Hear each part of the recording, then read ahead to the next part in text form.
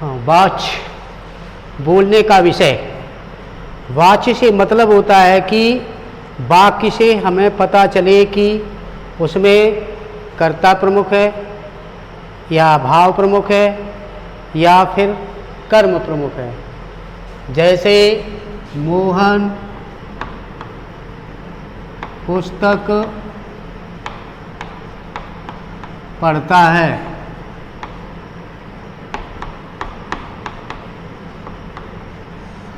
वाच्य दो प्रकार के होते हैं, पहला है कर्तृवाच्य और दूसरा है अकर्तृवाच्य। कर्तृवाच्य, कर्तृवाच्य में कर्ता प्रमुख होता है और इसमें कर्म गौण होता है। इसमें अकर्मक और सकर्मक दोनों क्रियाएं होती हैं। जैसे राम विद्यालय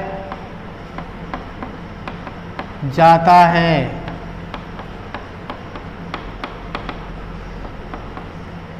श्याम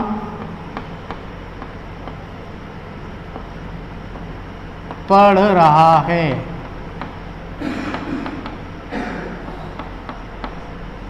यानी इसके अंदर कर्म यानी इसकी क्रिया अकर्मक भी होती है और क्रिया सकर्मक दोनों ही होती है। इसमें कर्ता प्रमुख होता है तथा कर्ता के आधार पर क्रिया का प्रयोग होता है। नंबर दूसरा है अकर्तृवाच्य। अकर्तृवाच्य, अकर्तृवाच्य में के दो भेद होते हैं। पहला होता है कर्मवाच्य।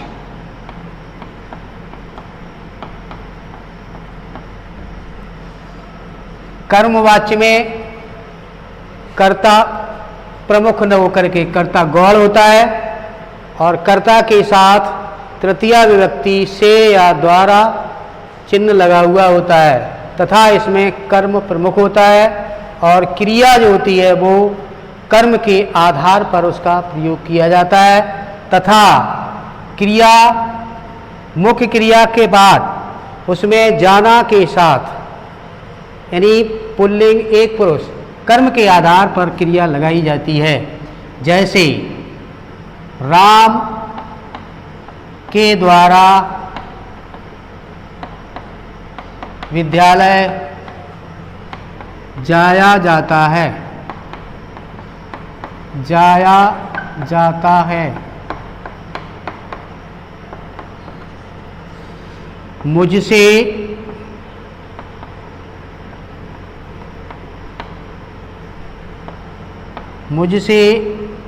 पुस्तक पढ़ी जा रही है।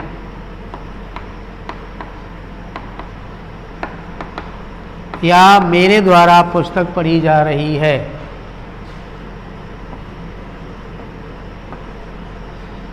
चिड़ियों के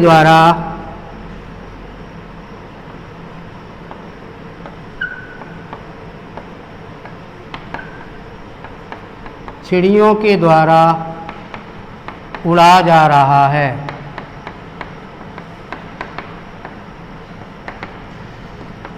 इसकी पहचान मुख्य होती है, इसमें कर्ता के साथ तृतीया विभक्ति का चिन्ह से या द्वारा लगा हुआ होता है तथा इसमें कर्म प्रमुख होता है और कर्म के आधार पर ही क्रिया का प्रयोग होता है तथा मुख्य क्रिया के साथ जाना क्रिया का भी प्रयोग किया जाता है।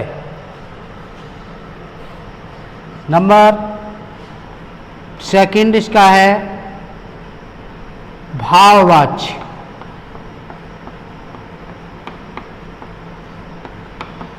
भाववाच्य का मतलब होता है भाव से संबंधित, अर्थात वाक्य के अंदर कर्ता के द्वारा कर्म के ही अनुसार, कर्मवाच्य के अनुसार ही कर्ता में से या द्वारा लगा हुआ होता है, लेकिन इसमें कर्म का अभाव होता है तथा कभी कभी इसके अंदर नकारात्मक वाक्यों का भी प्रयोग किया जाता है।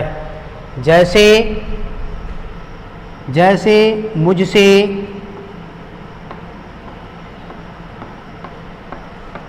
खाया जाता है, मेरे द्वारा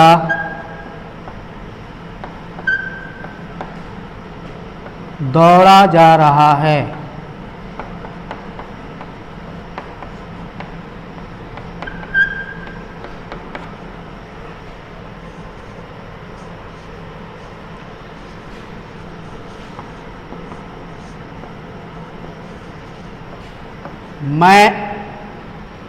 मेरे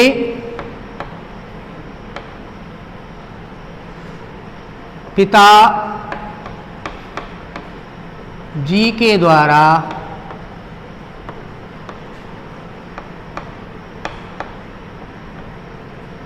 लिखा जा रहा है।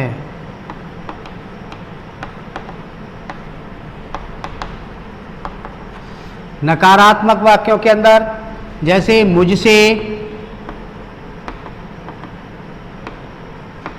मुझसे पढ़ा नहीं जाता,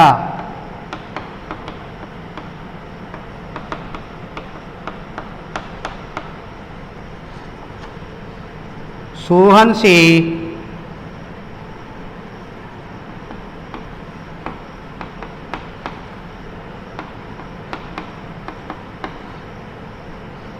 हंसा नहीं जाता।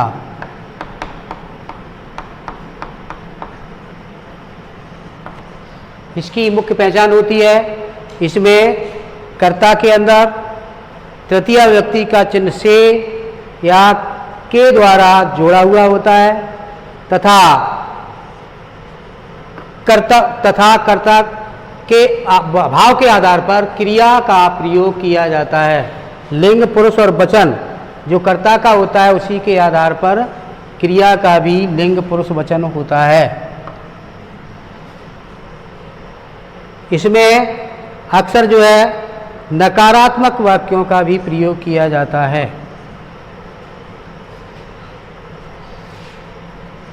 कर्तृवाच्य से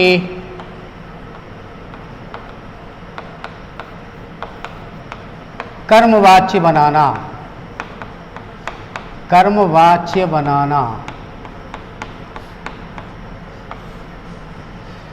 इसमें कर्तवाच्य के अंदर जब हम कर्मवाच्य बदलते हैं तो सबसे पहले हम कर्ता के अंदर तृतीय व्यक्ति का से या द्वारा चिन्ह लगाते हैं और उसके बाद कर्म को हम प्रमुख बनाकर कर्म के आधार पर ही क्रिया का रूप रखते हैं, यानी कर्म के आधार पर ही लिंग वचन के अनुसार क्रिया का रूप होता है। तथा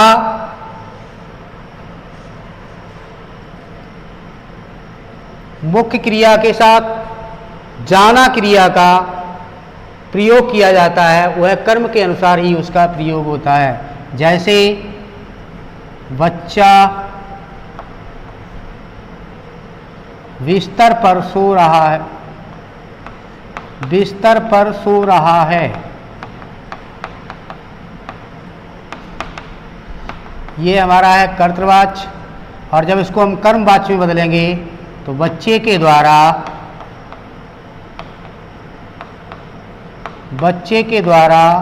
बिस्तर पर सोया जाता है, बिस्तर पर सोया जा रहा है, सोया जा रहा है। माँ खाना पका रही हैं,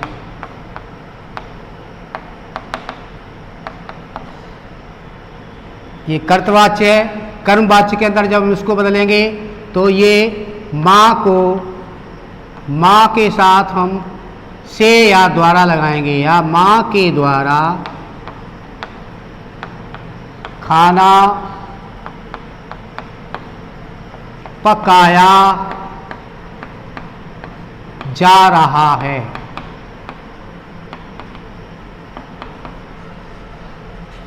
क्योंकि यहाँ पर खाना के आधार पर ही हम जो है क्रिया का रूप रखेंगे और जाना का जास रूप यहाँ पर आएगा और मुख्य क्रिया हमारा पका यानी पका रही हैं, तो इसको हम बदलेंगे पकाया जा रहा है।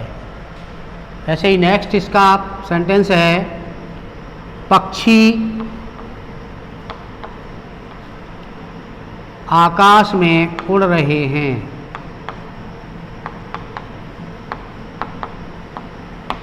उड़ रहे हैं, इसका कर्मवाच्य हो जाएगा पक्षियों के द्वारा। वही लिंग वचन और कारक में ये बदला जाएगा, तो पक्षियों के द्वारा आकाश में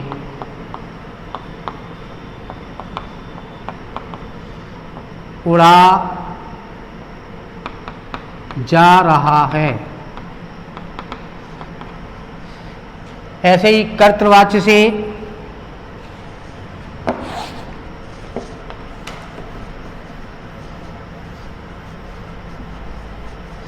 इसी प्रकार से हम बदलेंगे कर्तृवाच्य से भाववाच्य। कर्तृवाच्य से भाववाच्य बनाना।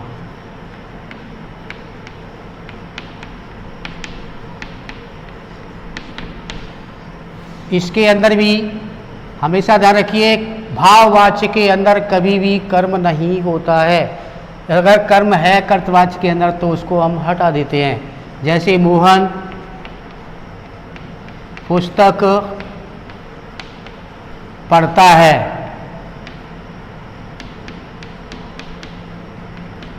देखिए इसका यहाँ पुस्तक जो है कर्म है, तो इसको हम हटाएंगे। इसमें हम लगाएंगे मोहन के द्वारा